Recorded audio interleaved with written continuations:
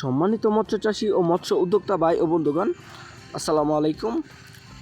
আশা করি সকলে ভালো আছেন। দেশ এবং দেশের বাইরে থেকে যারা আমার এই ভিডিওটি দেখতেছেন তাদেরকে জানাই সততা মৎস্য নার্সারির পক্ষ থেকে আন্তরিক শুভেচ্ছা ও অভিনন্দন।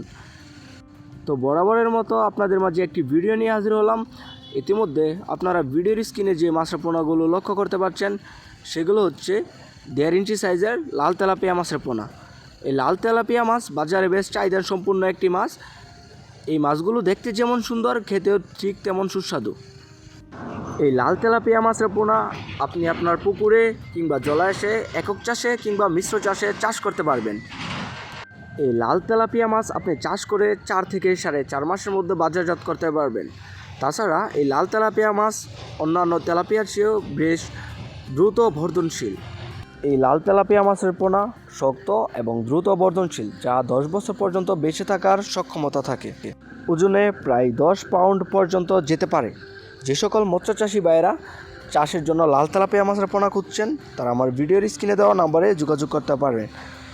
এই ভিডিওটি দেখার জন্য আপনাদের সকলকে ধন্যবাদ। সবাই ভালো থাকবেন, সুস্থ থাকবেন। আসসালামু আলাইকুম।